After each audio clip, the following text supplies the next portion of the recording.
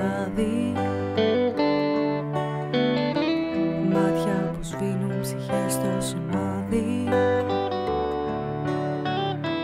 λόγια που κόβουν σαν λάμες βαθιά σε μια κοινωνία που ζει στα τυφλά.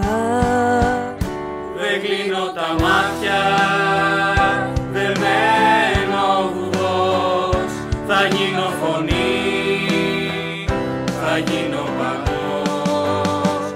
Σε κάθε σημάδι, σε κάθε πληγή, θα πλώσω τα χέρια, θα είμαι εκεί. Δρόμοι γεμάτοι με φόβο και αίμα, σώματα σκύβουν, δεν έχουν κανένα. Κόσμος φωνάζει, μα ποιος τον μετρά? Μένει η αλήθεια κρυμμένη βαθιά. Δεν κλείνω τα μάτια, δεν μένω βουβός, θα γίνω φωνή, θα γίνω παγός.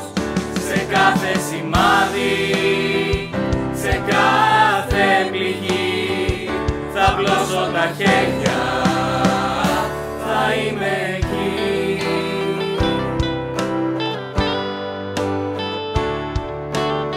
Είναι παντού η σκιά της, άκαρδα το άγγιγμά της.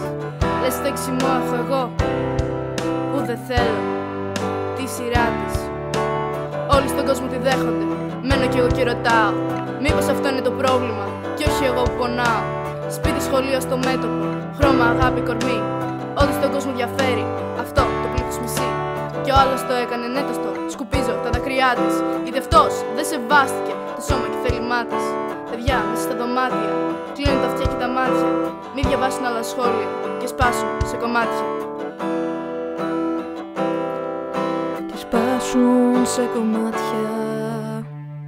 Δεν κλείνω τα μάτια, δεν μένω βουβός, θα γίνω φωνή, θα γίνω παγός. Σε κάθε σημάδι, σε κάθε πληγή, θα πλώσω τα χέρια,